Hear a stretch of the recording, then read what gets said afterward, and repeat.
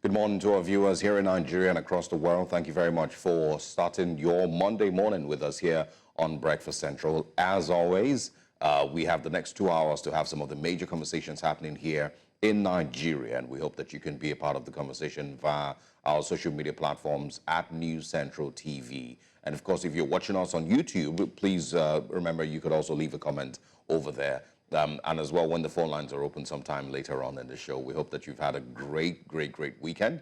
Welcome to Monday morning on Breakfast Central. I am Osaugie Ogbawa. And I am Olive MOD. Thank you very much for joining us. It's the last Monday in 2024. Very exciting for us as we count down the days, or do I say the hours, to 2025. We'll be reflecting on the gains of the year, looking at the health sector and the achievements that we've made, as well as, some other top stories that I'll be sharing with you shortly. But welcome to the show, and remember that you can engage with us at News Central TV on all platforms. We begin this morning with very special news and great information that the Special Advisor to the President on Information and Strategy, Bayo Onanuga, has shared on his handle, via his handle on X. He says, and I quote, "I harvested some potatoes today in the garden beside my house in Lekki Aja. Grow some food. Your little effort can help reduce food costs. Do something, not just tweet criticism of the government." And as expected, this has come with a lot of backlash, with people saying it's time for them to go and grow the fuel that they planted in their backyard. It's time for them to go and grow the rice they planted in their backyard. And whilst a number of people have criticized this, is because we started the journey about advocating for people to plant more. When the wife of the president, Oluremi Tinubu, had talked about planting as well and having a small garden, and people had said then, is that the reality of the average Nigerian? Is that really the way to curb food insecurity? Is that how we can ensure that Nigeria gets to a point where we can say, yes, we've become finally a food-secure country? Bayo Onanuga has been one that was known to be a strong critic of the government. And part of the criticism that we've seen leveled against him, especially after this tweet, and I must mention that it's not wrong for him to share whatever he wants in the sense of, oh, I just harvested this, my potatoes. Yeah. But when you then link it to saying this is how you curb food insecurity, that's your own contribution, you should do this rather than tweeting to criticize the government, that's where there's an issue, because many would say that this is a man who was a strong critic of the government. Now he's feeding on the dining table, and all of a sudden everything feels fine. And, he then would be the one to criticize those who would actively do what he was famous for doing. Yeah, very true. I mean, yes, I agree with you. There's nothing wrong with, sharing pictures from your farm. Pretty much the same thing that the First Lady did, earlier in the year. There's nothing wrong with it. You can encourage people to farm because, you enjoy the act of farming. That's fine. But I, again, agree with you, and of course, many others who responded to it, that this is in no way, shape, or form, meant to be the way out of food inflation or food insecurity in Nigeria. Food inflation, of course, at some point it was more than 40%. Many would argue that it is still more than 40%. And one thing that they fail to, realize is the actual privilege that these people have, Absolutely. Being able to have enough land to even plant. To have a garden. A large number of Nigerians don't even have that. I mean, they first of all, are struggling to survive in that little room that they pay rent in. If you know what the rent prices are in Nigeria today, they're completely insane. So many people don't even have that resource, a piece of land where you can plant. Talk less of, the ability to actually farm. And of course, adding to the fact that many of the things that are bothering Nigerians today is really not just food. It's petrol, it's security, it's education, it's road infrastructure, it is ease of doing business, many other things. And having a few tubers of yam, that you harvested for your farm that you're going to finish in one meal is not going to end food, inflation or food insecurity. And how many meals can you really plant? So Nigeria, there are certain staple foods here. We have rice, we have gari. So I'll plant cassava, and then when the cassava comes, I'll process the cassava and make it into gari. How realistic is that? How many solid foods can you plant? So you plant plantain, banana, cassava. Like, is the unrealisticness of it all? Like, it's not realistic, right? It's definitely. And it's also a privilege, if we're being honest. It's from a privileged standpoint, telling people to go and farm. Farm where? In which compound? Where is the space when they are telling you that at 5 a.m., please come and repark. My neighbor wants to drive out. that is even for the Nigerians that have cars. You know, I mean, if you look at, you know, again, a vast majority of Nigerians don't have that privilege, you know, to have a piece of land that is big enough for a farm, you know, to maybe plant pepper. I know a few people that maybe, you know, every now and then will plant some pepper and tomatoes, you know, but it's only, I mean, by the time you harvest it, it's only going to be enough to fry one egg. You know, that's the most that you can get out of, you know, the quantity that you would harvest, because many people don't have that amount of land. And again, anybody who has interest in agriculture can go ahead and plant. But the point here is the Nigerian government itself must play its role in tackling food insecurity, and then let your will to go into agriculture be a thing that you decide to. It is not meant to ease the work of the government. It is meant to be a thing that you do by yourself. And that's the reason that many Nigerians now provide water for themselves. And many Nigerians have invested in solar energy because they need to provide electricity for themselves. Many Nigerians also have their own, you know, security formations or infrastructure with which they provide security for themselves as well. And so, you know, there's a lot of times when the Nigerian government has, you know, pushed its own responsibility to the citizens, which, you know, obviously is what we're seeing here again, where Bayo Onanuga is hoping that he can convince Nigerians to take over the agricultural, I mean, you know, the food insecurity challenge that we're currently facing, you know, and take that responsibility of government and then handle the responsibility of for the government, which should not be so. So I like that you mentioned that, because what you're doing is the transfer of responsibility. It is what you're meant to do. That you're telling, oh, everybody do your part. There is no part. Right? The government should do its own. Do your own, and then let people, if they decide, for anybody who has any interest in agriculture because they love to farm, for those who have the resources to actually buy a large, you know, parcel of land and then farm, go ahead and do it. Nobody stops you from doing that if you have those interests. But it is not in any way meant to be your responsibility to be fighting food insecurity on behalf of the government. And pretty much the same thing in every other sector and every other responsibility that the government should have. All right.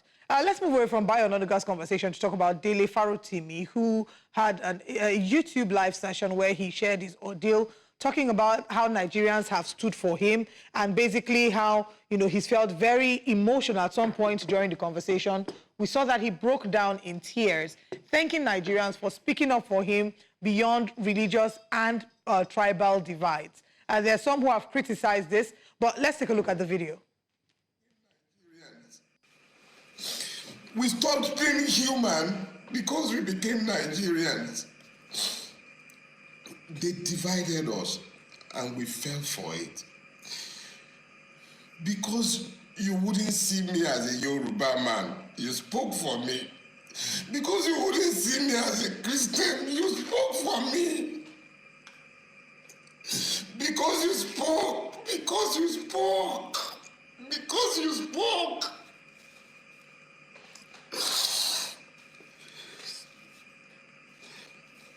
Because you spoke, Nigeria couldn't happen.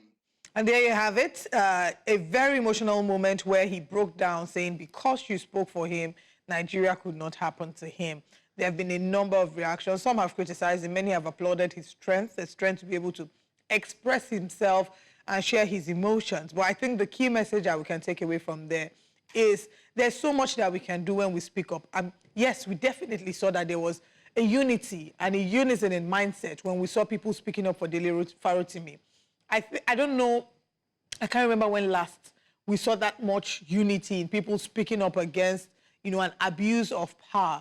And every time that we've seen this happen on social media, we always would see the effect of that. You know, whatever could have happened to them then doesn't happen to them again. So I don't know. I think it's a lesson for us to find out ways in which we can move beyond our religious and ethnic divides. And remember that we're first Nigerian before we are Igbo or Yoruba. We're first Nigerian before we're any other thing else. And you know, I think, you know, for many people to also realize that the thing that they are fighting, you know, should not be tribal or religious, you know, or political. What everyone should be united against is against a failing government. Because a failing government, you know, a government with weak institutions, a justice system that doesn't protect you, a police force that doesn't protect you, A National Assembly that doesn't represent you doesn't care about your tribe, doesn't care about your religion, doesn't care about your state of origin. Everybody will be affected by the failures of government. And that's, one of the things that I believe that he was trying to point out in that, part of the YouTube live session, that, he's happy that many people stood up for him, regardless of, their tribes and their political affiliations and their religious inclinations. So it should be a reminder to many Nigerians that the devil that you fight is bad governance. That is exactly what you should be up against. And you should all unite, regardless of what your tribe or your religion, your state of origin is, your political inclinations are. You should be united. If you are an APC member, you should be able to spot where the APC government is failing and fight against it. Simply being a member of the party or believing in the party shouldn't stop you from criticizing it. Pretty much the same thing with the PDP, with Labour Party, with APGA, with any other party. And this is very important now more than ever, because whether we like it or not, we're counting down to 2027. Elections are around the corner. And again, it's during the elections we see just how very divided we are along religious and ethnic lines. We saw at the last elections, how, for example, the person of Gbadebo Rival coming out to run for office, and all of a sudden he became an Omoibu because they felt he was not Yoruba enough. Yeah. And as such, he can't lead Lagos State. We saw that play out in different scenarios where it was more of a tribal war. Even the MC Oluomo saying Yashukudi should not come out to vote. Nothing was done about that. Till today, Lagos PD has fizzled away. If we are going to be able to deal with ethnic bias and ethnic divisions, what we must start to see is that there are strong punitive measures that are meted out against people who foster ethnic divides. You can't come out online and say, oh, all Igbos should return, or you say something that just further divides us as a people and be allowed to go scot-free. You should be made to face the law. If people see that if you come out and make flippant statements that further strengthen ethnic divides, that you'll be arrested and you'll be tried and you'll be thrown in prison, we'll see a less, there will still be ethnic tension, right? But it will be on a lower scale. People would not be so brazen about it. Yeah, but as much as, and I agree with you, right, that the system itself should work to rid society of the people who try to divide, Nigerians. But I feel like too much time has passed for Nigerians to still be deceived by these things. Too many electoral cycles have passed and Nigerians, you must have obviously learned their lessons. It's shameful that in 2023 or 2024, you still have Nigerians who haven't learned the lessons about ethnic and religious divisions when it's time for the elections. It is pretty shameful, and it's something that you would almost never be able to understand why.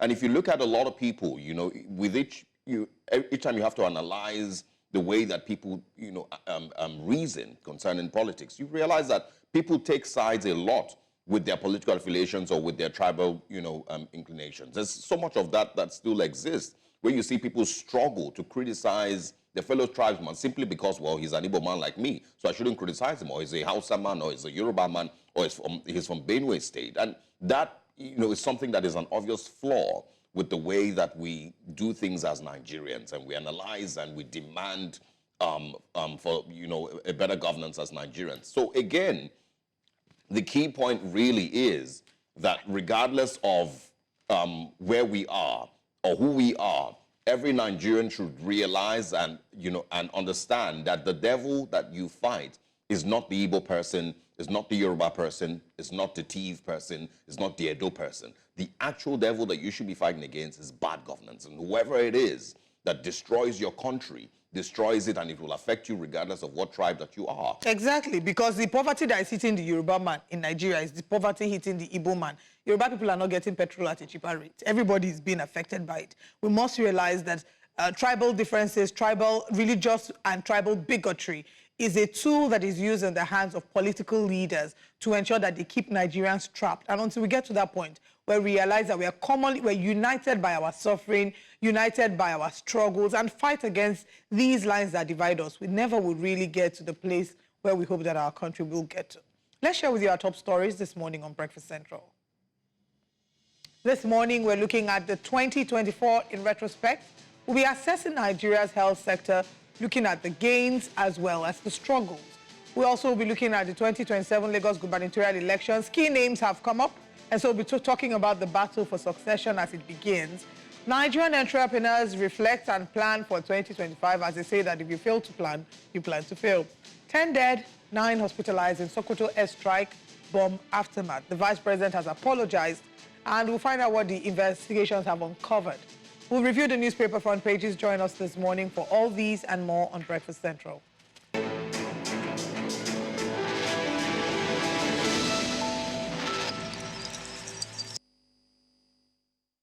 No fewer than 19 casualties have been confirmed following airstrikes by the Nigerian Air Force on 2 communities in Sokoto State.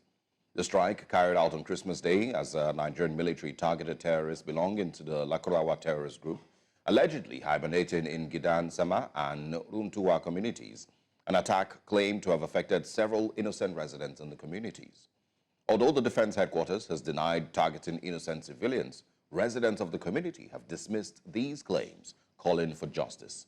News Central's Emmanuel Bagudu reported live from Sokoto State.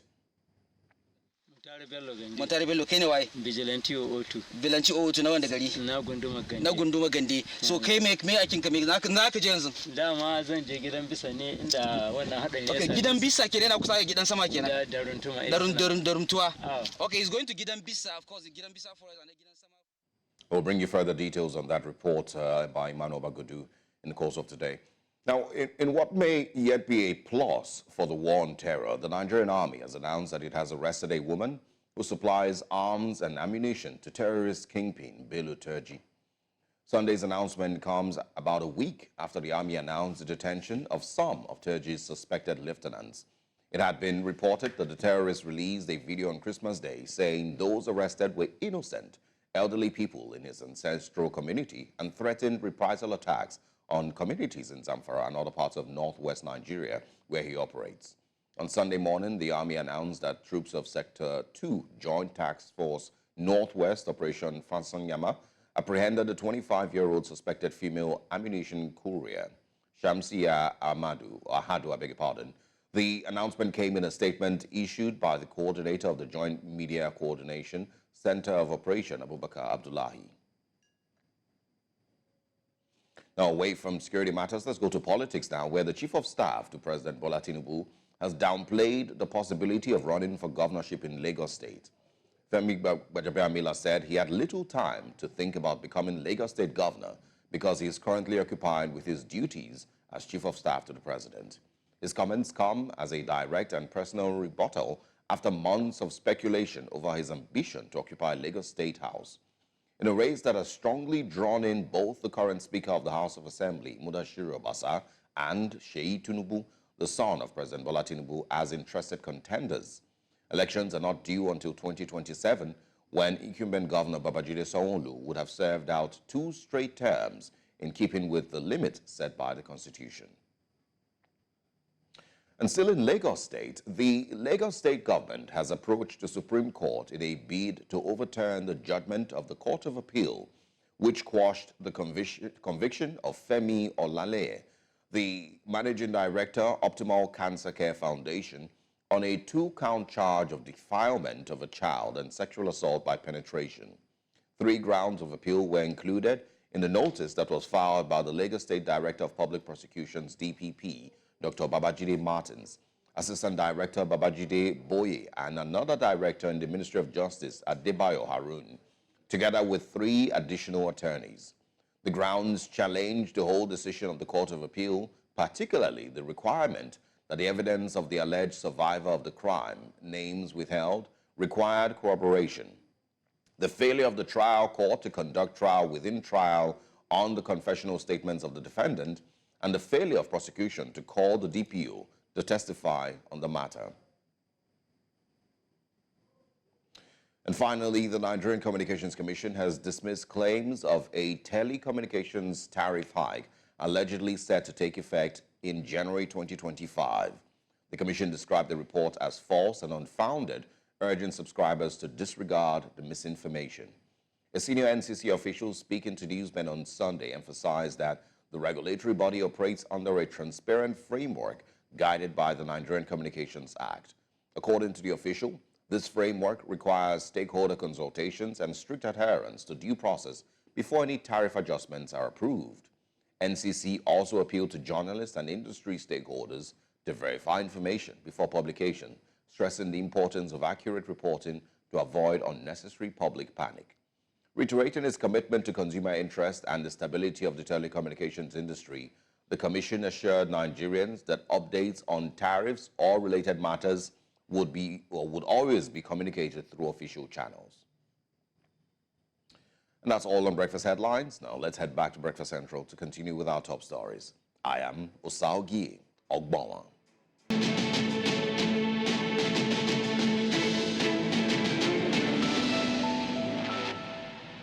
Welcome back to Breakfast Central. The battle for Lagos governorship in 2027 is heating up, with several aspirants already being mentioned as potential successors to Governor Babajide Sanwo-Olu. The contest is expected to be fierce, with the ruling All Progressives Congress APC seeking to maintain its grip on the state, while the opposition parties, particularly the People's Democratic Party PDP and the Labour Party LP, aim to unseat the ruling party. Some notable names that have come up are Senator Mukail Adetokunbo Abiru, APC, former Governor Akinwumi Ambode, also of the APC, the current Deputy Governor, Dr. Kadiri Obafemi Hamzat, also of the APC, and also Honorable Femi Gbajabiamila, Honorable Mudashiru Obasa, Sheyi Tinubu, and Labour Party's Gbadebo Rhodes Viver. To join us discussing the projections and fate of Lagos State in 2027 is the Chairman, African Democratic Congress, Lagos State, George Ashiru. Good morning, and thanks for joining us. Good morning. How are you? It's been a while. And Yes, compliments of the season. Compliments of the season to you as well. Let's, kick off by talking about, some of these names that have been called, all of them, pretty much very familiar to Nigerians and, of course, Lagos State residents. Is it too early, from your perspective, to even be talking about elections in 2027? No, we're already in 2025, and naturally, politically, you start hedging your bets. You have to start thinking of who will be the next leader of the various states, and of course, the federal government, because primaries will hold in 2026, which is a year from next few days. And in each of the various parties, the various primaries will start from the local government congresses and go all the way to state congresses. And then that's where you begin to see where the chances and opportunities are for both the parties and the individuals that are showing interest. So it's not abnormal. And of course, the ruling party is presumed to have the advantage. And so people are already looking at Sanwo-Olu is going to have finished his 8 years. So he's not coming back. So clearly, it is now, you have what we call lame duck governorship, which means, look, you are no longer going to be relevant 9 months down the line because somebody else is going to take over. And so it's natural for people to start speculating. However, speculating could go horribly wrong, as we found out in the case of Ambode, which means parties have other candidates. And there right now, some people really, truly want change. And so at every level, including even the ruling party having to worry about whether or not it can retain this very seat that they're talking about. Okay, let's now talk about Dr. Kadiri Obafemi Hamzat, who's the current deputy governor of the state. We've seen situations in several other states where the deputy governor then aspires to be governor, but in some cases, and in a number of cases, have unfortunately failed. The most recent being in Edo State, where we saw Philip Shaibu, and that had caused some sort of issues between him and the then governor of the state. Dr. Kadiri Obafemi Hamzat, this will not be, if he does run, this won't be his first time. He's a former governorship candidate. Do you see him running? And if you do you think that there are strong chances for him in the Lagos State governorship? Dr. Hamzat, I've had the opportunity of meeting him. He's a good gentleman. I'm sure very qualified from the point of view of the party that he represents. However, the history of Lagos State is that no deputy governor has ever become governor while after they were in seat as deputy governor. I think the challenge is people look at it that, look, you've served 8 years in that high seat of power. That's just it. You've got to go. That's the best we can give you. So I don't think the ruling party is necessarily going to say it's a step up, to spend another 8 years, in that seat, in that gubernatorial seat, whether as governor or deputy governor. So we have to look at statistics. Statistics doesn't favor him being, a person of choice. I think there will be resistance within the party. They always want somebody new, somebody different, somebody. And Nigerians and Lagosians might want somebody from a completely different party. We've got 25 years of this. We want change. And so that's something we should also consider. Yeah, I mean, there's an aspect of this conversation that I think is important, and that is that for the longest time, it doesn't feel like the decision as to who takes over Lagos State is born out of actual politicking, and of course what the people of Lagos State truly want. It feels like it is born out of who would best protect the interest of a certain group of people. And so how much of that do you think is still going to play a role in deciding who, runs for election in 2027? Or are we going to have a change? Is there a possibility that maybe the thinking will be different this time? That will not change at every level, from the presidency down to the local government councillors. There will always be godfathers in the party system. There will always be powers that be. There will always be ex-governors, ex-presidents, and people that have the money that want to impose upon the electorate those that they think will carry out their own particular agendas, not necessarily what the people want. If the people are fortunate that the individuals selected, I said, if they are unfortunate that they are good leaders and transformational individuals, we get some results.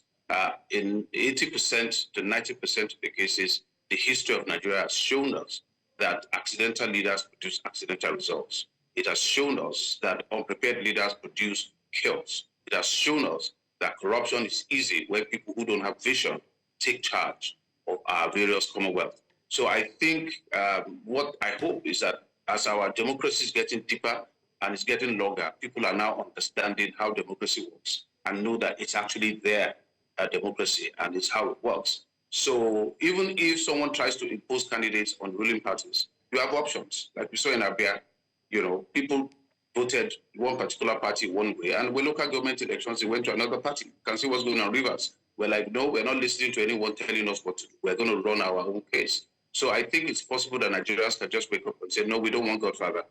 We just want to be able to choose. And if you don't give us the option in your party, we'll go to another party. It's as simple as that. Okay, let's talk about, you've talked about the fact that there will still be godfathers. The major father of the nation right now, of course, is President Bola Ahmed Tinubu, and there have been rumors, I would call them rumors for now, about his son being tipped for Lagos State governorship. And there's an organization, they call themselves the Coalition of Nigerian Youth Leaders. It's a body comprising of groups from across the 6 geopolitical zones. They have endorsed Seyi Tinubu for governorship of Lagos State, and they announced this after an extensive meeting in Owerri. What are the chances, first of all, of Seyi Tinubu actually running for office in Lagos State, or do you just think this is all a joke?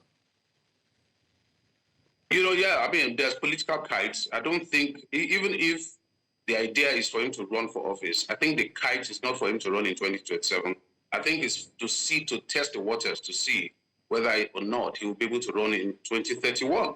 He's young. He's still got 20, 30 years ahead of him if he had to use his father's age. So he could still be someone who could be both financially and he will have governorship, gubernatorial, and governance experience, having moved around in Aso Rock and at a state villa. So that could be a future. But in 2027, if he runs, he will lose. He will lose because, and right not there at the first. So it's a referendum of his own father. He's going to face opposition.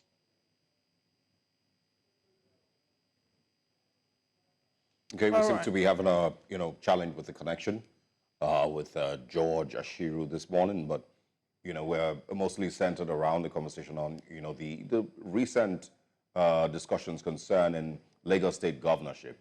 As 2027 fast approaches, as we are pretty much familiar with, the final 2 years really is when the politicking starts, for the next election.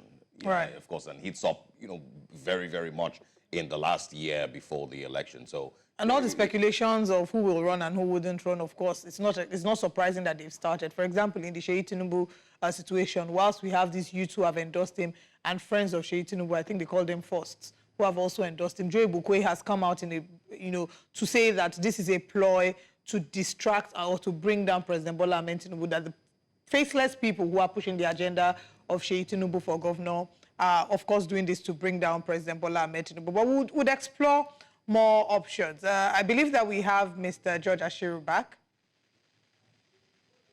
Yes, sorry about that network issue here. Okay. So, I mean, I can continue with what I said. Yes, I think essentially that Nigerians are not ready for that kind of ghost-to-ghost hookup. You just kind of like create a dynasty. Nigerians are not ready. I think Lagosians, more importantly, are not ready. And the last election showed how dangerous it is when the current president lost the presidential election in Lagos State. That is a referendum on you. And now if you try to impose your son one way or the other, that could be very disastrous for your own presidential election.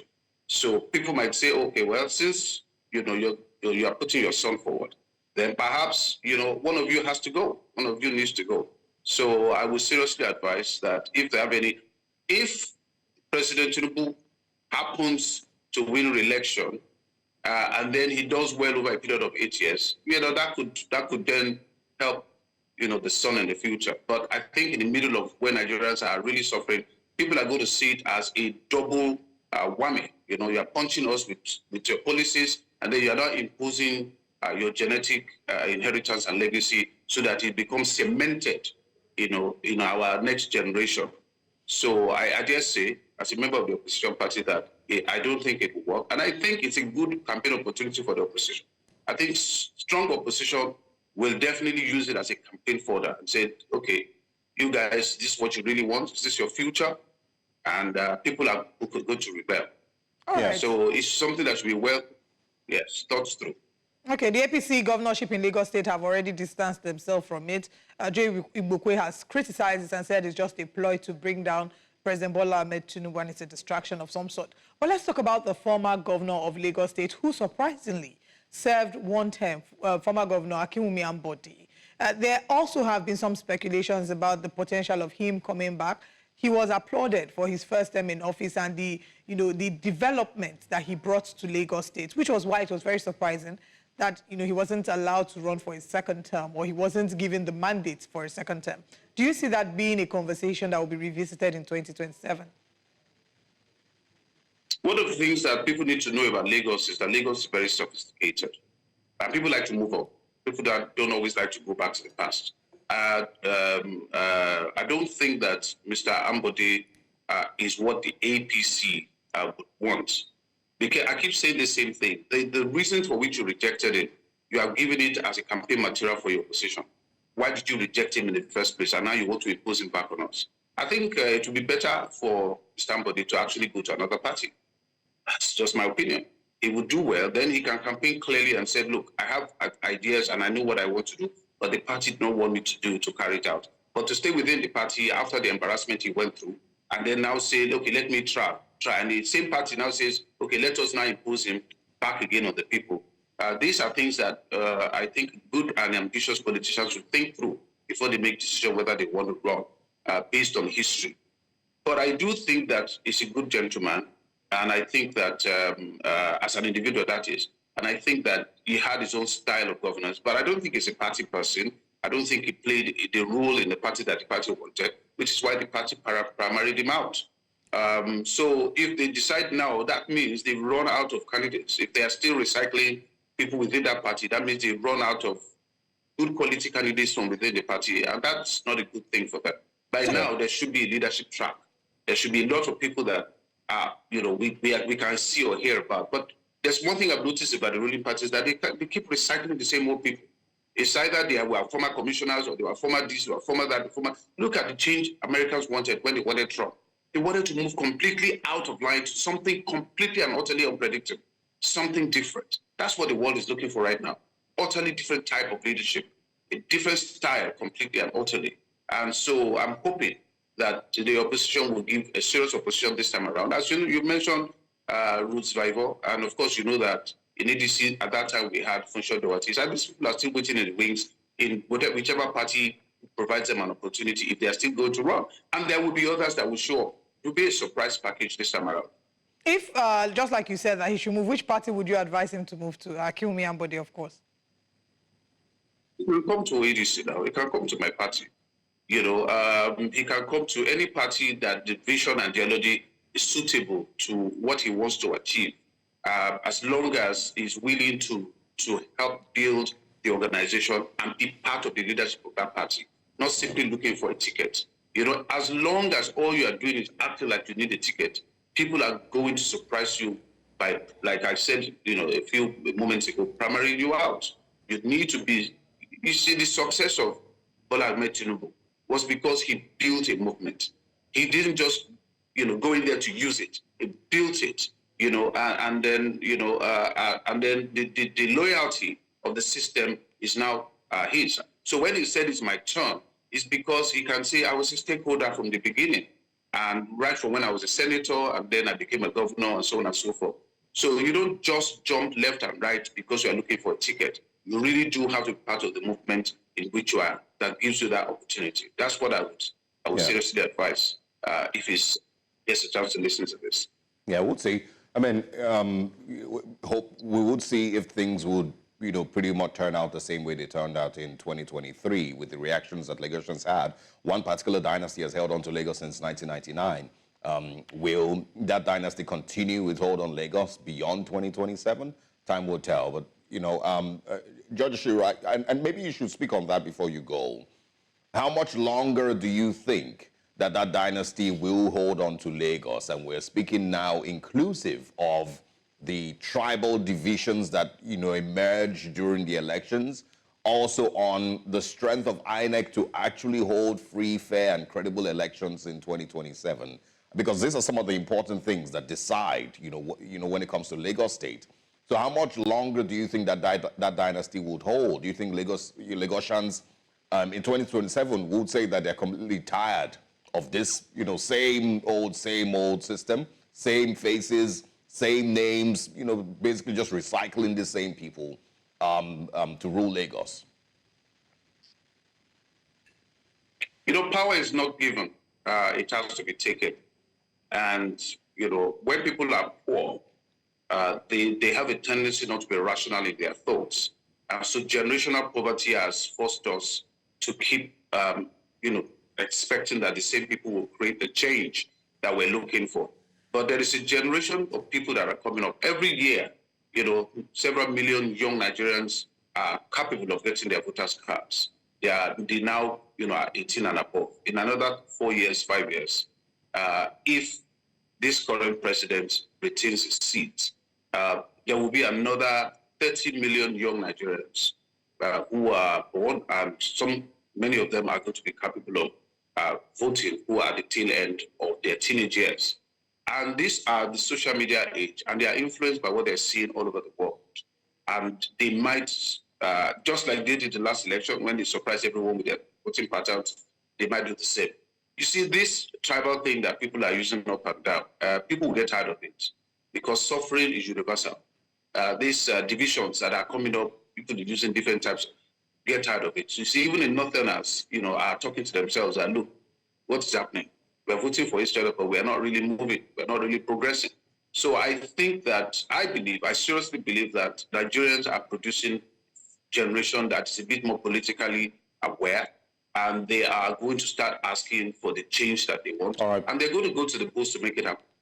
Okay. Thank you. That's my thought. All right, we'll see. Time will tell. Thank you very much, George Ashiru, for spending part of your Christmas holiday with us. We look forward to seeing you again, hopefully in the new year. Thank you very much. Thanks for your time. Now, away from politics, as the 2024 year comes to a close, Nigeria's health sector reflects a mixed bag of achievements and challenges. Despite efforts to strengthen the country's healthcare system, Nigeria has continued to grapple with outbreaks of infectious diseases, inadequate healthcare infrastructure, and a shortage of medical professionals. However, There were notable advancements in the fight against diseases such as malaria and tuberculosis, as well as an increased investment in digital health technologies. Now, joining us as we take a closer look at the key developments that shape Nigeria's health sector in 2027 is public health physician Dr. Tuyi Mebaondu. Good morning and thanks for joining us.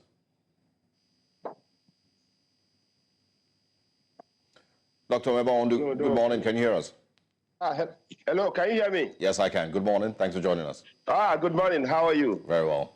Good to see you. Season. Same to you. Same to you. All right. I want us, to first of all start with your assessment of how far and how well. We currently have a new Minister for Health. Would you say that we have done well in 2024? Yeah. Yes. In 2024, we could have done better, but looking at the trajectories, you will agree with that. We started well. And we're moving in a direction that can be purposeful if we persist. This is how I want you to look at it. How did the 2024, how did it start? We started with challenges with the economy, inflations impacting negatively on food supply, energy costs, and even the cost of medication. We started with an outbreak of cholera, an outbreak of Lassa fever that was ongoing in the nation. So there are a lot of disillusionment and a lot of challenges with health system at the beginning of the year. That was our story at the beginning of the year. So now, of course, we know that our statistics in health is still really very dismal. What do I mean by dismal? We're still running a maternal mortality rate of above 800 per 100,000. We're still having an infant mortality rate of as much as 705, as much as 100 per 1,000. Those are not good figures. We still account for 1/3 of the HIV/AIDS in Nigeria and 1/5 of tuberculosis in the world, also in Nigeria. So the challenges of human resources for health was facing us directly. Doctors were moving, nurses were going away. The capacity, health infrastructure were so challenged. But good enough, we had some interesting experts piloting the health system, led by Professor Pate, and then initially supported by Lausa, and now by Dr. Lisley from Ogun State. So those people were running the health, and how did they respond? They responded with policies, clear-cut policies that will address critical pillars in health system. Now, the ministry said, you see, we're going to improve governance, we're going to improve value chains, we're going to change the value chains in health, we're going to improve health security and deliver greater health care for the people. Now, let's look at how this affects the different pillars of health. Now, if you look at the finance is one of the key pillars if you want to reform the health system and change everything in Nigeria. Now, it's not that our budget, was that good. We had 1.2 trillion budget to spend at the beginning of the year. And out of this 1.2 trillion budget, we know that, of course, majority of them are recurrent expenditure. That is an extra improvement compared to the last year budget. What it means is that from about 3,600 per person per health in Nigeria, we moved to 6,200 or so per person per health per head in Nigeria. So we had that improvement. Yes, inflation adds into it, but that is also an improvement. All right. If I may break in, if I may, butt in at this point, you've talked about the increase in budgetary allocation for healthcare. You've talked about from over 3,000 to over 6,000 per person. How do we juxtapose this with some of the challenges that we faced? At the beginning, when you were talking about your general overview, you made reference to cholera and Lassa fever. If we look at cholera, the Nigeria Center for Disease Control, the NCDC, reported 359 cases, and these are deaths within the first 9 months of the year. And this is a 239% increase compared to the same period in 2023. So if we're seeing an increase in budgetary allocation per head, what would you say are the factors that have led us to see these sort of results, for example, in the area of cholera? You know, we've discussed cholera a lot. Cholera is more of a disease of poverty and poor sanitation, basically. You agree with me that we have a lot of challenges in terms of getting medication, drugs, you know, at the beginning of the year. We've seen, like, in some cases, 200, 300, 400, 500 folds increase in the common drugs that people are supposed to use. The disposable income became challenging. National health insurance is just covering barely 5%. So for us, then, of course, Nigeria has one of the highest growing population, 5.2 per person, which is very increasingly embarrassing. So all these factors played into the socio-economic situation we find ourselves going at the beginning of the year, and of course, created that challenge. And until the head of the National Center for Disease Control in Nigeria came in, Dr. Jide Idris, we have a bit of gap before he came in and then step up the campaign and revert the tendencies. So it is what it is. It was bad initially, but now all those things appear to be controlled. Even the Lassa fever, yes, we saw that in about 20 states. I mean, quite a number of deaths, but at least we've activated the emergency activation center to look at those things. Now, what I'm saying is that sometimes when you start policies, you allow the policies to mature. And I was trying to go into those clear-cut policies that can yield dividends in the next few months or going to the next year in health. And that was the outlay of those policies I was trying to mention. Of course, because the money couldn't have been enough. Of course, we know the Abuja Declaration. We need for 50% of our budgets to deal with our healthcare needs. But we're doing 5% now. Yes, dismal and small.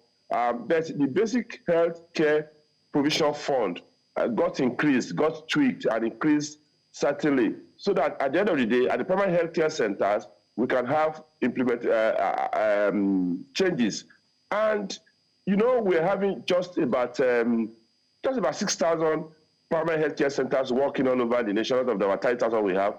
We've now moved that a bit above, close to 10,000 primary healthcare centers, and adoption of primary healthcare centers by different agencies is happening.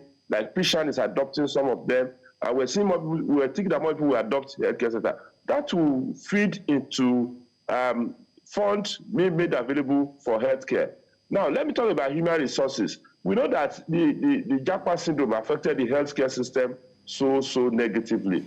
Now, what are we doing? What was done about it in 2024 was that to bring a bill to reverse migration of the health worker and the Japa syndrome. And the bill then moved forward to push more health workers into the rural areas and give them incentives to work in those rural areas. Yes, it's a bill that is on. Of course, that's the policy stick. We hope that very soon we'll start seeing the result. In addition, the capacity for Nigeria to train health workers was increased. The allocations for medical students to different institutions were increased. And in addition, we saw new institutions coming up and training more health workers. Because we found out that at the level of the training, where we're producing about 3,000 doctors per year, will not be sufficient to address our health need. And of course, our density is still about 1.18 per 1,000 people, as against what WHO recommended as 4. So we're far behind in that human resources for health. But good enough, we have taken that decision now through the health ministry people to deal at least. And then, of course, doctors will not be produced or nurses will not be produced in a year. So we hope that going forward, we'll see the impact of all this in the health sector. Of course, the challenges of recurrent industrial strike in the health system has reduced. Of course, that probably means that quite a negotiation has gone into it. And we must also give kudos to the value chain, improving the value chains in the health system, where manufacturing capability has also been ramped up in a way, providing source of fund. Of course, the thing is just kicked off in November. The thing was signed in June, kicked off in November, this October rather. So we hope that this will be a great thing going forward. In addition, we see some reverse brain drain in the sense that quite a number of doctors were returning back to Nigeria to set up practices. That is heartwarming, and we hope that this can only increase when the incentives are improved. Now, it's not been a clap-clap situation because some of these policies requires a thorough put to ensure that we get the requisite result going forward. But it's a great signal for what will happen in health. Yeah, I mean, going forward. So what I always like, that we do is, have data-driven analysis on some of these things. I remember, you started, your conversation this morning talking about maternal and infant mortality rates. And of course, the deliberate steps, intentional steps that must be taken if we hope to reduce those figures. Nigeria, of course, it seemed to have succeeded in its fight against polio in 2022 or 2021. But I don't. I think we also, had, we backslid in the polio fight, a couple of months later. So what can we say, if we're going to be looking at the data we've achieved with regards to maternal and infant mortality, and, where do you think we might be in 2027 at the end of this administration? Now, interestingly, we've seen an inflow, a significant inflow from World Bank to tackle maternal health, to tackle infant mortality. So we've seen that happening. We've seen the activation of those activities. We've seen in some states a deliberate reduction, in fact, in infant mortality. Of course, I remember the last National Council of Health in Maiduguri, Ondo State was able to have reduced it to as low as, to 20, which is even quite commendable and beyond what is expected nationally. We think that there's a lot of learning going on because party had actually, put everybody together and said that, look, health is not, though it's in a concurrent list, health is not just about federal government. States, what are you doing? And we'll see the robustness of National Council of Health trying to deal with these issues. And with the fund coming in, once the thing is lifted, we hope that changes we expect will be seen. And I also want to mention what happened in the National Council of Health in Ekiti in November, where specific policies targeting innovations in health, drug productions, and even the 10 million people that are supposed to be screened for diabetes and hypertension, all the states bought into it. And because in reality, it's not just about infectious diseases, there are chronic diseases ongoing. So we've seen quite a lot of those policies now being activated. Of course, I knew that was being done regularly, screening people for diabetes and hypertension, which is killing quite a number of Nigerians. That is ongoing. So, really, it is not Uhuru. Of course, I agree that we have a long way to go. But the starting point is for us to take the first step in ensuring that we get our things right. Yeah, and from your argument, you would say that we've taken very, very good first steps? Yes, indeed. There's no doubt. There's no doubt that we've taken some really impressive steps as far as policy. Because at the end of the day, what drives everything is policy. And if you do a policy, you must wait for it to germinate and have your result. But of course, while waiting for that, you have to look for your, of your wins. So I hope that at the end of the day, we should be able to get to that 70% of local production of drugs and local production of disposables, which are very essential. We saw the policy of vaccines that's ongoing. And I can tell you that it's not, we have quite a lot of challenges because let me give you an example. Now, one of the key disposables used in healthcare is syringes and needles. We saw the closure of Jubilee syringes and needles somewhere in Cross River, and it's been filled with substandard imports from some countries. I don't. Of course, we can mention them. China is a big culprit in that kind of situation. But government needs to really put up a deliberate steps to protect those industries if you want to be self-sustaining. You can't wait for other countries to be producing your anti-malaria, producing this, producing that. So you need to honestly be able to be on top of those situations as it is.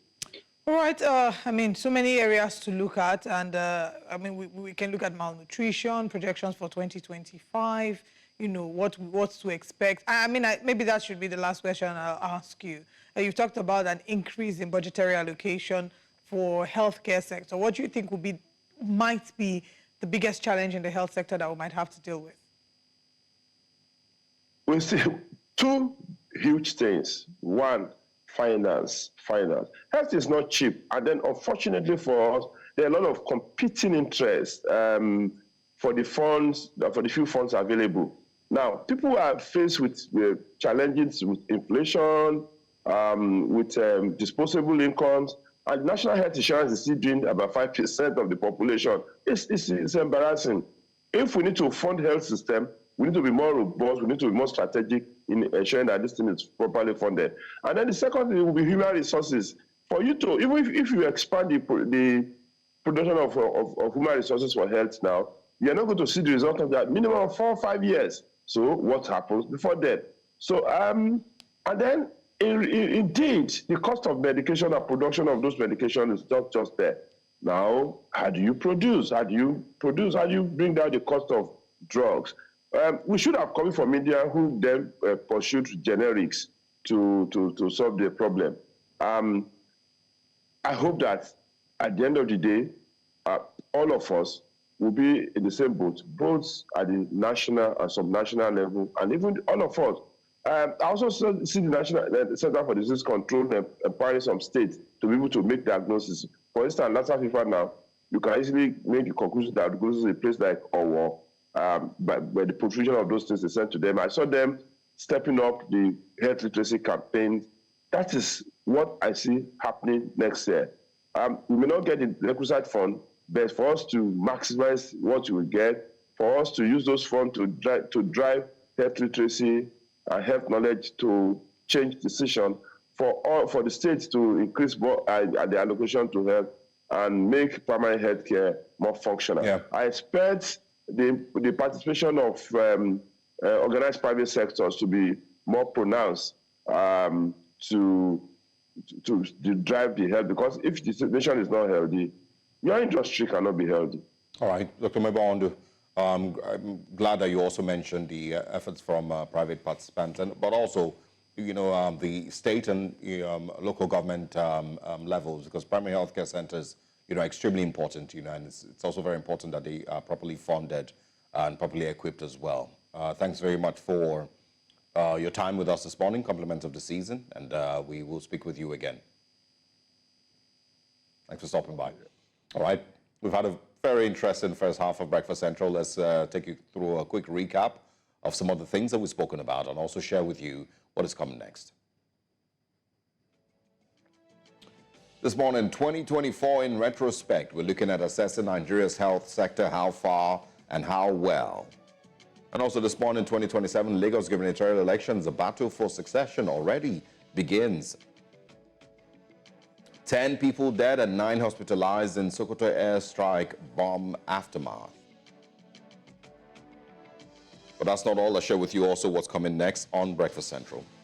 Coming up next on Breakfast Central, Nigerian entrepreneurs reflect and plan for 2025. We review the newspaper front pages, as we do always, opening the phone lines for you to join us, and which way Nigeria comes up as we wrap. But for now, let's get into the papers.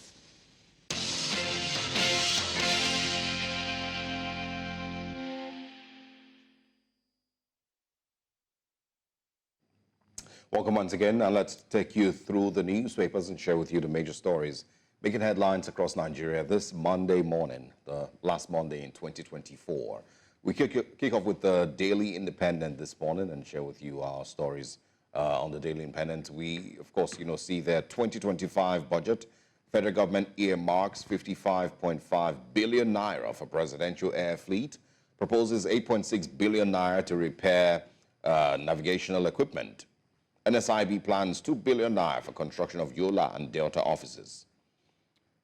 New listings, bank recapitalization shaped NGX growth in 2024. And also Nigerian Navy capable of building world-class ships, says CNS. Well, why don't they then? Wike replies Odili says he lacks integrity expected of an elder statesman. We can also see here Lagos to conduct local government polls in 20 local government areas, 37 LCDAs in 2025, says the APC. Serap asks Tinubu, Shatima and others to make asset declarations public. And final story this morning.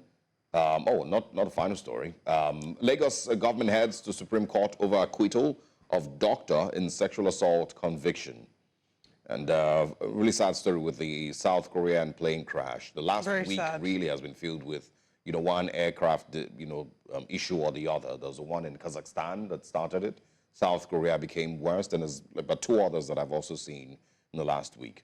But these are the major stories on the Daily Independent newspapers this morning. All right, let's punch you with the headlines from the Punch, even though we say no to violence.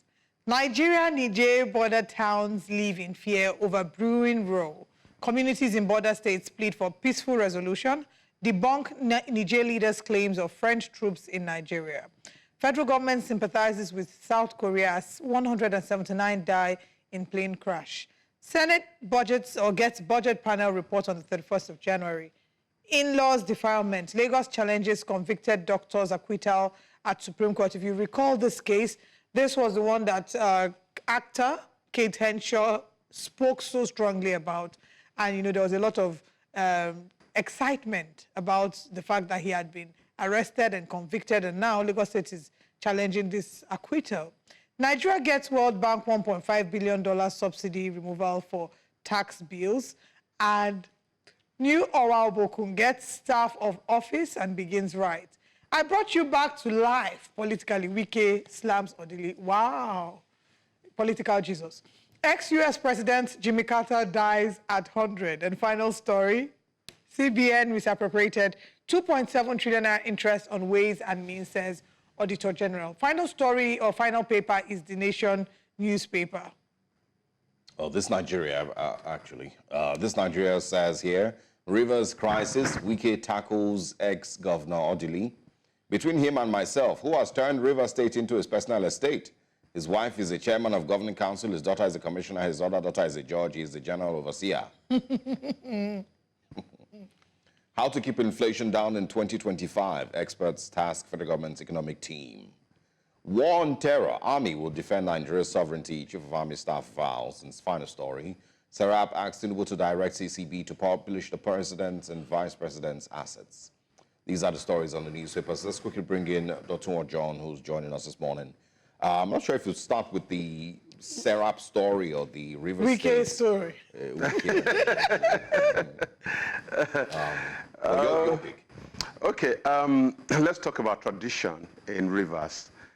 Traditionally in Rivers, since democracy returned in 1999, it's always been that this governor will fight his predecessor, and that's been the story. So what we're saying today is not new. I flipped back quickly when I listened to Wike yesterday, and I actually saw that it was actually true that former Governor Odili had actually praised him to high heavens when he was governor, simply because of the fact that former Governor Amechi denied him an opportunity to be a real former governor during his 8-year tenure. And so when Wike became the governor in 2015, he brought him back to the corridor of power. The essence of political this thing in Nigeria today is for interest to continue to be protected. So when you talk about interest, you will have all of these things. And the prayer I always pray, and the advice I always give politicians at the end of the day is that let the interest of the people actually matter to you. It's not about who you are at the moment. It's about how the people can actually take delivery of dividend of democracy. So I understand the back and forth. And of course, I also see that whosoever is coming after the man there presently is also going to fight him. It's a political tradition that anybody has not been able to stop in Rivers. So it's not new. We'll continue to hear this back and forth. Yeah. But I mean, it's also a little strange, he has some weaknesses to fault with everybody. I mean, there's almost nobody who he hasn't had, some tussle with, in the top leadership in River State, from Rotimi Amechi to Simfubara, now Peter Dele, and his wife. Okay, just as I said the other time, everybody has had a share of their own fight at one point or the other in River State. So, that's why I call it the culture of the people. Yeah. And of course, for him to have been governor for 8 years, it means that somehow the people voted for him. I want to believe. So, and I've often said it, even on this platform, that the kind of leaders you vote for determines your destiny direction as a state. So, he has not changed his character. He's been this person, the people voted for him. He's been this person, former Governor Amechi nominated him to be Minister of the Federal Republic of Nigeria. He's been this person, he was Chief of Staff to the Governor. He's been this person, he was Chairman of the local government. So somehow, every community gets the kind of leadership it deserves, not the one he wishes for or prays for. Yeah. All right, let's now go to the Serap story. Serap has asked Tinubu to direct CCB to the Code of Conduct, the CCB to publish President and VP's assets. That was not the only paper that took it. This Nigeria wasn't the only paper. I believe it's also on the Daily Independent. Yes, on the Daily Independent as well. So let's get your thoughts. Do you think that that's something that will happen? The freedom, I think that would be unnecessary because the Freedom of Information Bill has actually made it very clear that if you want to know what the president has, you can actually make an application to that effect. It's not necessary that we put it in public place if they do not desire it to be in public place. But one thing I always clamor for is that let's try as much as possible to abide by the laws of the country. What are the laws of the country? Declare your asset. And most often, we do not know how these people get to declare their asset. We do not know what they have. You always get to the marketplace and you hear speculation. Oh, this person owns this person owns this. And at the end of the day, when you go to the bureau, the CCB, you discover that some of the assets that are traceable, that people say they own, they don't get to declare them. I think that's the point that Serap is trying to make. But if you remember, Serap has over 100 cases in several courts in Nigeria. And I do not want anybody to, these are sensitive matters. I do not want any organization to come across as a student union fight where you just go to court and at the end of the day, you don't bring anything out of it. I want Serap to concentrate on the various court cases they already have and bring home something instead of instituting new ones at every point. Hardly can you see within a month that you will not read about Serap taking somebody to court, and you don't get to hear of what becomes of those cases that they already have in court. I appreciate what they are doing, but I think we should concentrate, and it could also be a way of distracting them. You know, when you have too many court cases, you get distracted, and at the end of the day, you don't bring home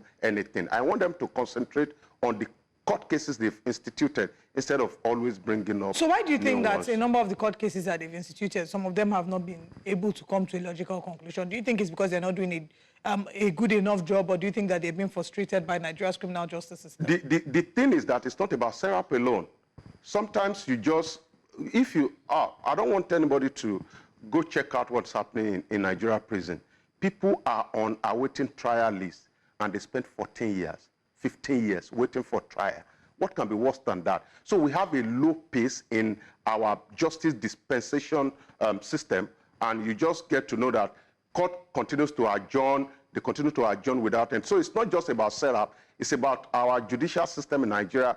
Justice is really very, very slow to come by in Nigeria, and I think it's going to be like this for a long time, as long as politicians always dip their hand and their brain into what is happening in our courts in Nigeria. Okay. Yeah. And also, is it, I mean, can the president, right, because if you remember during the media chat, he spoke about his fight against corruption, or he was questioned about, his fight against corruption, which, a lot of people said that his response was unsatisfactory. He was speaking about increasing minimum wage and whatnot. But, if he has not been able to declare his assets, publicly, like Serap is demanding. Can publicly. he? Publicly, exactly. Yeah. Can he, claim to truly be against, corruption and be fighting corruption in Nigeria and, be completely sincere with the Nigerian people? You see, every leader or every one person has their mindset. Leadership mindset determines leadership decision. There are some leaders that will come, for example, Trump I was listening to him, and he said he was not going to take salary. That's his own leadership style. And there are some leaders who will think, because what we need in Nigeria today is what I called, what's it called? Inspirational leadership. And one of the qualities is for somebody to be able to come out there to inspire the people to hate corruption. You can actually do that, to inspire the people. And when people see the president as being transparent, it can actually genuinely put them on the path of transparency.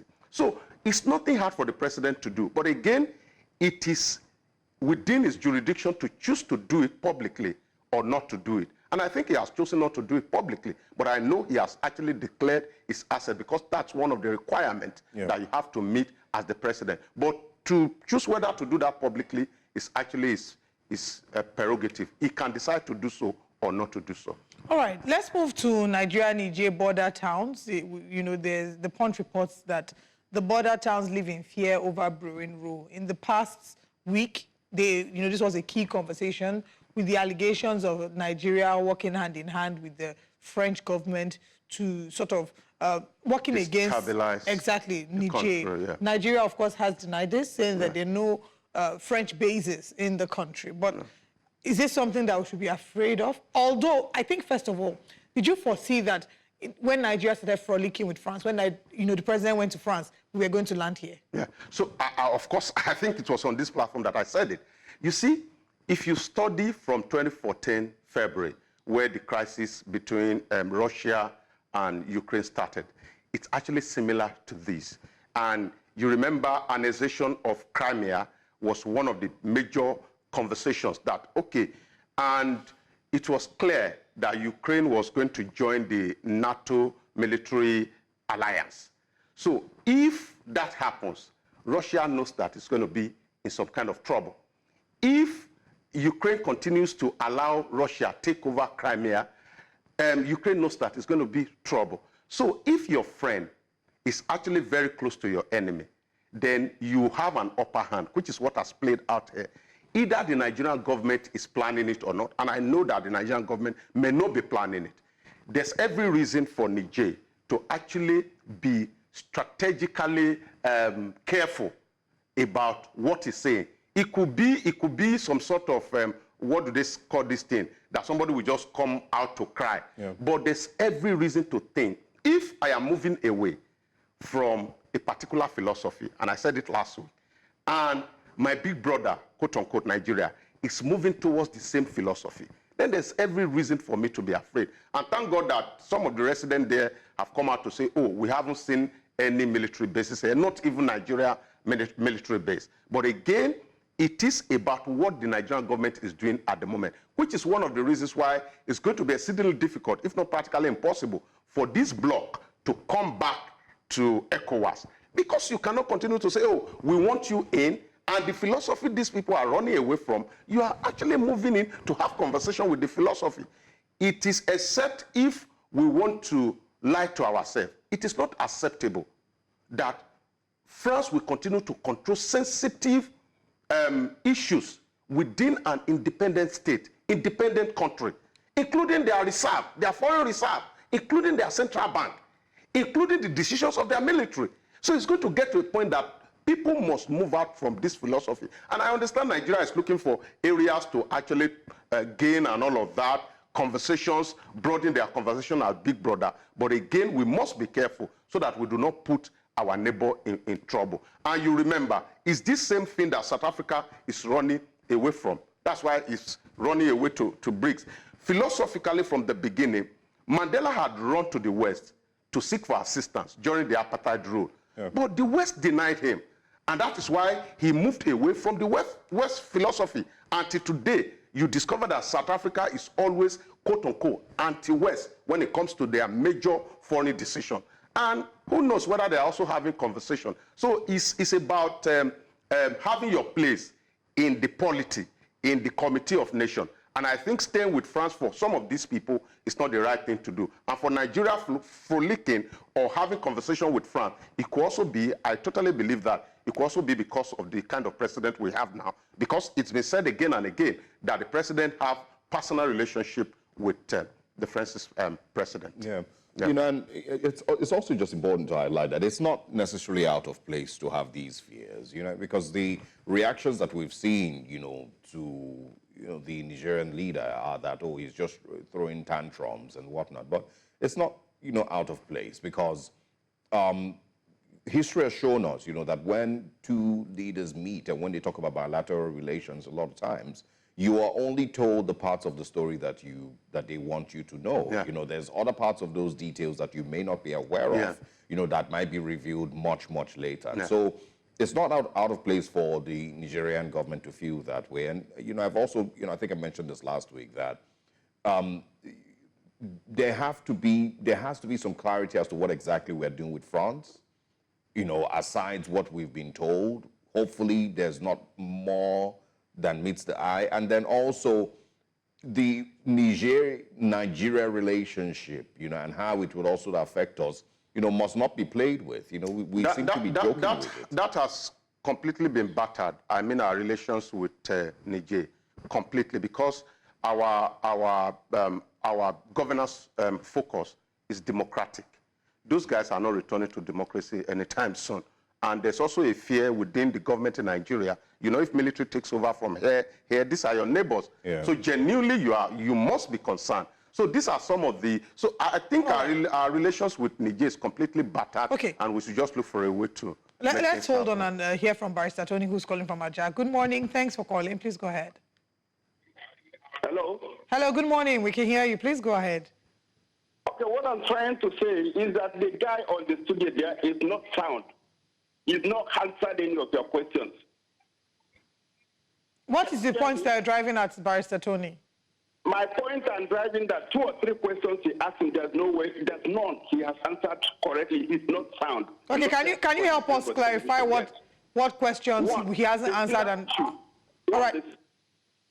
Do you want to clarify the questions and then provide an answer, maybe? Yes. All right, yes. Go ahead. Can I answer you? Please go ahead. The several issue. Thank you.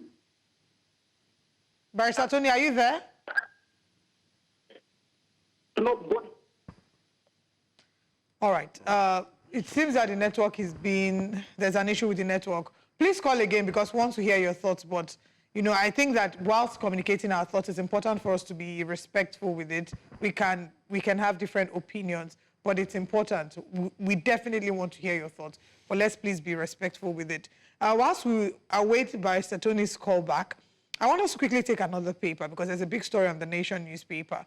The front page says, direct payment of allocation to councils begins next month. And I think it's important because this has been a story that has, you know, had a lot of controversy. It said, all obstacles cleared, Lagos to hold election in 20 councils and 37 LCDAs next year. Edun Bagudu lists benefits of Saudi-Nigeria parley, investments and jobs coming. 2 plane crashes in one day, claim 180 lives. Nigeria condoles with South Korea over 179 deaths. Weather causes disruption of flights at UK airports. Defense headquarters, troops arrested 2 suspected terrorist logistics suppliers, 256 others in 1 week. Well done to our defense headquarters. NCC rules out telecom tariffs hike in January. We are grateful for this. Former U.S. President Jimmy Carter dies at 100. Hastrop gets staff of office as Owa Obokun of Ijesha land. INEC not set to fill vacant parliamentary seats. It's mischievous to accuse Tinubu of ethnicizing NNPCL, says Omokri. Let's start with the direct payment of allocation to councils beginning next month. Yeah, you know, because that's part of the argument. I mean, you'll be following up with the story, yes. And people were asking, when exactly is this going to kick in? I think the delay was actually a product of the fact that the government wanted to have a political solution, because at every point in time there would be conversation. It doesn't matter whether somebody has directed that it should be done this way. And I'm very clear. I think we are all clear about the fact that that allocation will be made, paid directly. Now, it is time for local government to take their responsibility very, very seriously. And of course, it's not yet over as to whether the people are the ones electing people that are in local government. Like I said the other time, it's still whatever the governor wants at the end of the day. My state is going to the poll by January 18, and you can tell the direction that things are going. Usually, it is the state in power or the party in power that clears all the local government seats, the councillors and the chairmen and everything. So I think it's a good way to start. And now everybody will know how to hold their local government responsible. And when I say hold people responsible, it is not by going to their houses early in the morning to be seeking for school fee. Because we've actually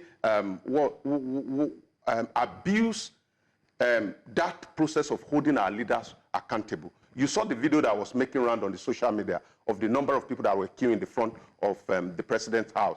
That is not, we cannot build a nation where people will continue to wake up very early to go and be meeting their representative to seek for peanut and expect them to be able to dispense dividend of democracy to them. That's not holding people responsible. If you are supposed to build market, what I mean is that you must be held responsible to build the market. But what we do in this part of the nation is that once he gives me a little bit of handout, oh, he has done the dividend of democracy. And research has shown that over the years, that giving out this handout has not helped anybody. There was a governor in my state, Olusegun Mimiko. When he became, because the philosophy of his government, he believed then that welfareism is achievement in democracy. So he has a way of empowering people, so to say, you know, they call it empowerment. I got to know people in 2007 who got Okada rider, who got as high as 250,000 naira across polling unit. After 3 weeks, they are back to square zero. It means that handing money to people directly under any guise cannot help them. Yeah, I mean, but I think and we've seen it in the Niger Delta zone. It is also, you know, because of the understanding that the people have, yes, of what the responsibility of their local government office should be. If, you know, that has not been culture for a long time, and they understood that local government office is responsible for marketplaces, recruitment for bits and pieces of infrastructure here and there, make sure your environment is clean, some, you know, primary healthcare centers, it maybe would have been different, and they would be able to hold them to account better because they understand. But that system has been destroyed for so long. Yeah. You know, the local government allocations and that whole process has been destroyed for so long. The local government elections, even, there's so much of it that has been destroyed. And so when they have these crumbs to give to citizens, you know, I mean, they would obviously run to get their crumbs and get their tiny bags of rice. But I want us to speak to Roy, who's calling from Lagos. Good morning, Roy. Good morning. Yeah. Good morning. Morning. Please turn your TV's volume down. Okay, it's turned off. Go ahead. Can you hear me now? Yes, we can. Please go ahead. Okay, good. I'm interested in the program going on. I think I learned about Mr. John Dr. airing on television. On the issue of Nigeria, he got it completely right. We cannot be going to start for everything. I thought National Assembly was going to the president as to what and what that we're going to try to do. We cannot sign anything to agree that has to be I think we're struggling with the audio, Roy, please. We have a few minutes left for this segment. If you can call, we're struggling to hear. I don't know if anyone else could hear. Yes, he was talking about our relationship with Niger, really. That, okay. We cannot continue to think we want to keep them and be having fantastic relationship with France. Yeah, but how do you do that? You know, because if Nigeria says, in Nigeria's argument, it is that, well, we have a great relationship with France. You know, we're not going to discard that bilateral relationship simply because you're fighting with them. How do you create a balance there? Or how should President Tinubu create a balance? Okay, so President Tinubu is not just the president of Nigeria. He's the chairman of ECOWAS. Yeah. You have to be able to, the diplomacy, tact, you must give assurance, as it were, that, oh, my conversations with France will not in any way affect you. But you know why people are not believing such conversation is because of the fact that when they pull out in the first place, the way he reacted to it, yeah. In fact, he was coming across as if he was going to have some kind of military intervention. So you can't have that earlier conversation. That has actually destroyed whatever it is that you want to build. And that's why I think it's very, very important to, even the barrister that called us, yeah, I think he's back. You can actually make your point without making an enemy. It's a huge chunk of conversation in diplomacy. All right, Roy, quickly go ahead. Roy, can you hear us? No talk really Okay, it's is gone really again. a strong word. I want us to actually talk Please about go ahead. the story on the Daily Independent. I don't believe we've talked about that, the big story. 2025 budget, federal government Yes. earmarks 55.5 billion naira for presidential air fleet, proposes 8.6 billion naira to repair air navigational equipment. Seems we're back on the air fleet conversation. Yeah.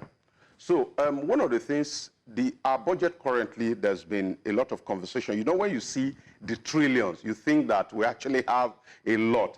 But I want to point attention to this about the budget. Our budget compared to the 2024 budget rose with 74%. That's a huge. But that's in terms of nominal, in terms of the number, in terms of the figure. But in terms of real value, it actually shrunk by 23%. It tells you that when the budget was prepared in 2024 budget, the dollar was around 800 naira, but now we're looking at 1,500. So we're having this huge figure without huge value. And that's been my concern. When you talk about budget, it's not usually about the amount of money that is involved. You compare the impact you want to make with it. So all of these things are part of the conversations we continue to have. The 55 billion? 55 billion, 55 yes. billion. You know, the conversation of cutting the cost of governance, actually talked about this the other time. A lot of people have actually said, oh, let's sell off some of our the presidential jet and all of that. Even when you don't sell off, what's it called? Your president is the symbol of your nation. What we are saying is that some of these travels that are unnecessary, we can cut down on them. Some of the engagements that are unnecessary, we can cut them down on them. In fact, you know, when the president was coming to the last media chat he had, he was talking about the fact that he cannot cut down the number of his cabinet and all of that. If you do all of these things, you will have created an impression to the community people that their taxation or the tax burden you're putting on them will go to development. But the fear in the marketplace is that when you put a tax burden on us, when you force us to pay, we hope it's not to service the needs and the interests of the political class. That's why they've been back and forth. So it's not about the reduction of the fleet. It's about the fact that we reduce some of the travels that are unnecessary. We don't want to see the president jetting across the community why it's not necessary. So I think these are the little conversation around the budget. But the fact that the budget has a huge number does not mean that it has a huge value compared to the 2024 budget. Yeah, you know, and of course, you know, again, conversations on budget implementation. You know, how successful was 2024's budget? You know, how successful was 2023's budget? You know, that we have supplementary budgets, you know, that we're still running, you know, currently. And so, you know, these things, you know, should not be ignored, you know, before we then get into 2025. Because what we'll find is that nothing really will be different. We're going to pretty much do the same thing we did in 2024 and expect a different result. The figures are not adding up. Yeah. The expectations, you know, that the government has stated in its budget do not seem, you know, achievable. So in what way do we expect to achieve different, you know, in the coming year? Yes, and that's why I've said that it's not about the money. It's about the fact that if you have 2 million as your budgetary allocation for the year, let's work reasonably to the point of expending about 1.9 million. Let's get to 90% completion or the execution of the projects that we have, so that at least that will drive up the believability of Nigeria in their government. But as long as we continue to have this figure, I told you it's an opportunity of creating a legal means to take money out of the purse of government. So it's not about the huge nature of the budget. And at the end of the day, all of this back and forth now, I pray that we are able to even manage the Naira in a way that it will be around that 1,500 that has been projected. In fact, our oil projection is to have 2.02 barrels per day. These are conversations, that has to be made. And if you have this quota, you must also remember that there are services that you need to make. There are some monies that have been collected upfront. You need to service these people by providing crude. So, and if we still rely on crude as our mainstay in the economy, then we must do more to actually even produce, to target about 2.5 million barrels per day. These are conversations. It's going to be tough. Final story that I want you to speak on. Yeah. It is mischievous to accuse Tinubu of ethnicizing NNPCL, says, well, Renault Mockery. That's a grade 5. So the conversations have been going on. I personally know the chairman of NNPCL. He's a Yoruba man. and they were trying to compare the people that have left there in recent time and the appointment that have actually been made, and they are all pointing to the direction of all of them being Yoruba. And I think this is what led to this conversation. And there's this thing El-Rufai said that I just want us to take seriously. And he said, 2 wrongs cannot make a right. He was indirectly saying, Tinubu, please don't repeat Buhari's mistake. Buhari appointed heavily from the north. Yeah. And the Tinubu that we know, the Tinubu that we have read about, will not ordinarily come across as a person who will just be making appointment from the southwest or from the south. But with the way things are now, the truth is that the Minister for Petroleum is the president. It's from the south. The Minister of State Petroleum is from South-South, Lokpobiri. The chairman of NPCL is from the south, I think Ondo State. Now they are saying by next year that the GMD will retire, and there's been accusation or allegation that the appointment may actually come to the south again. So I think we need to just balance something. As somebody, Tinubu is a nationalist, is a national figure. We are not expecting that we just keep appointing people from the south or from the southwest. And even within the southwest, people are also still complaining. My friends within the southwest will say, oh, don't say southwest, just say Lagos appointment. Even within the southwest. So these are some of the conversations that are happening in town. When you say southwest, I automatically remember the story about Sharia courts and Sharia law being established in southwest Nigeria and the rancor that has caused. It's not in the papers today, so we won't take it. Maybe when next we have you join us, or to get your thoughts on that as well. Dr. John, thank you for joining us joining us this morning to review the papers. It's a pleasure. We'll go on a break, and when we come back, we have Which Way Nigeria. Stay with us.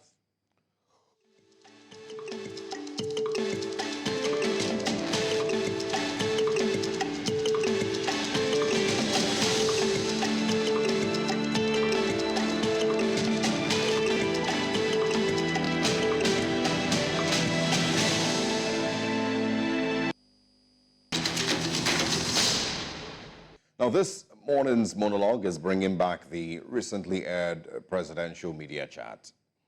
First of all, it's important to state that, a media chat is not meant to be an interrogation, very unlike what a lot of people expected. It's not meant to be an opportunity to strongly challenge and debate Mr. President on his ideas.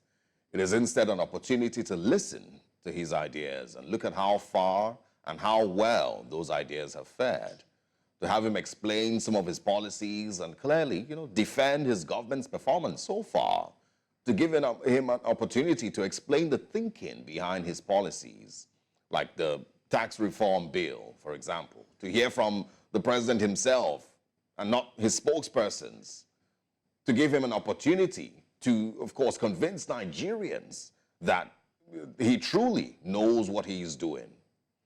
Sadly, of course, many Nigerians were not too impressed with the fact, of course, many rather were, impressed with the fact that he even showed up and agreed to a media chat and that he spoke for an hour. Those were the things that impressed Nigerians, with the whole media chat, and of course that the details of what he said now took a backseat in the analysis. Very many people were even thanking Mr. President for granting the media chat. But that's not surprising because the former president didn't even, have any interest. He didn't bother himself. And now some of the reactions to Mr. President's media chat show either of 3 things. It's either we don't really demand excellence from our leaders and those that we entrust the trajectory of our states and the nation to. We don't demand a high enough standard from these people because we are just so maybe used to mediocrity. And so when they throw us crumbs, we get excited by it. We're happy that he showed up. You see, people saying the president's media chat was very courageous. In fact, someone was almost commending Mr. President, for not being sent the questions first before coming to the interview, as if that shouldn't be the normal thing.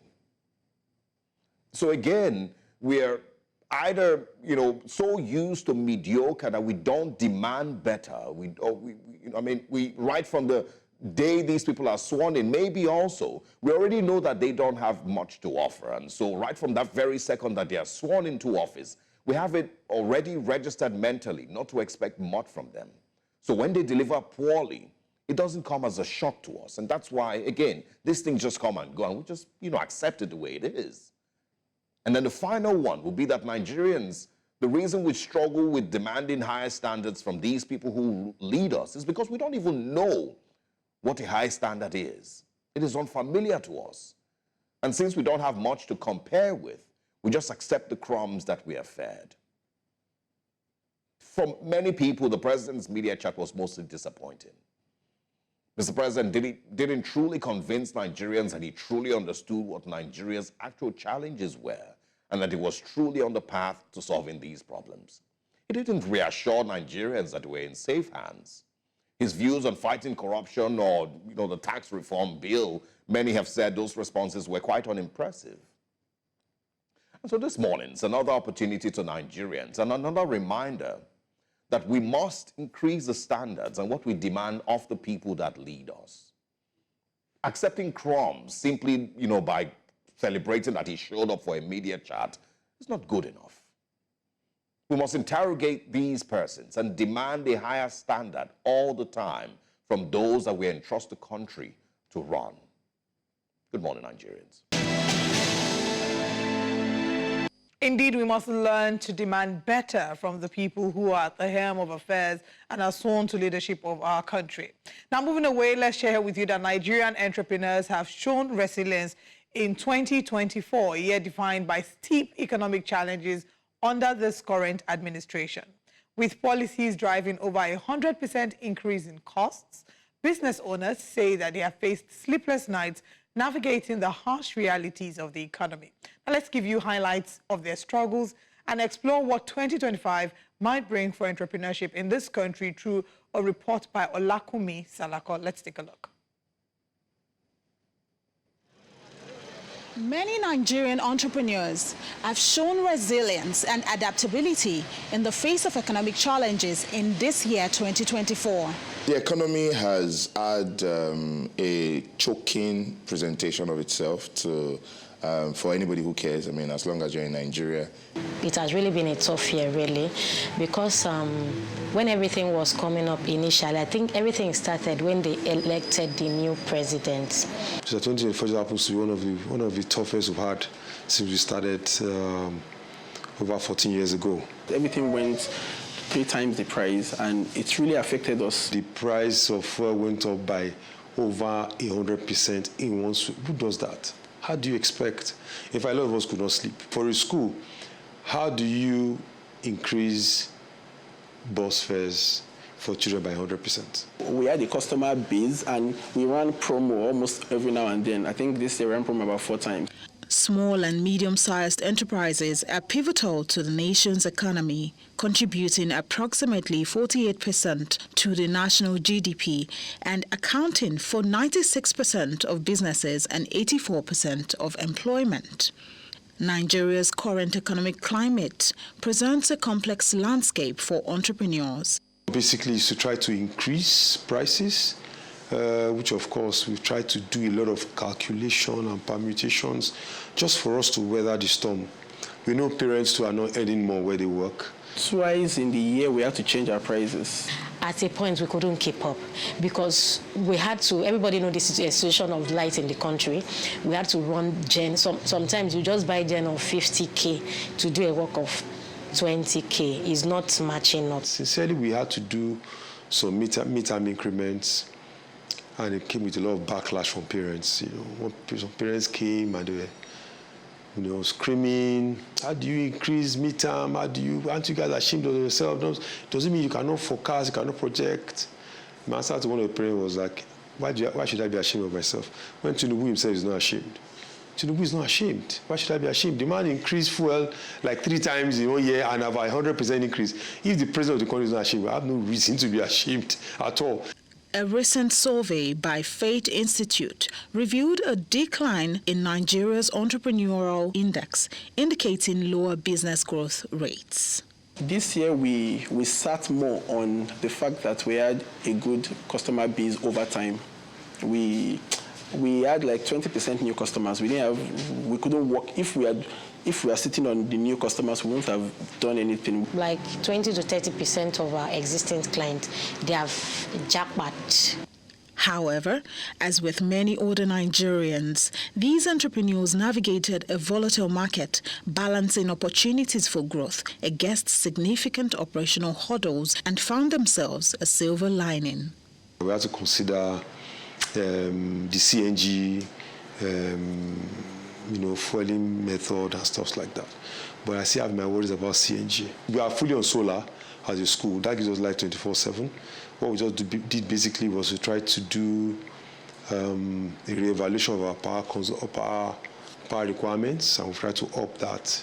We opened a premium studio, which we were just trying to target a new set of clients. We had a lot of services before, so what we did is that we improved on them. I can remember we launched the skincare product this year. We just capitalize on social media to make sure we take the product and the services out and introduce it to more people. So we had new clients. The frequency of events has even increased. And that is the truth about the social psyche of the people. Regardless of the economy, businesses will run. Okay, businesses will run, events will happen. Though export projections are mixed and uncertain for the year 2025, the resilience and adaptability of Nigerian business owners remain crucial as they strive to sustain and expand their enterprises and brands amid ongoing economic reforms. We have planned out other things that we want to do around photography.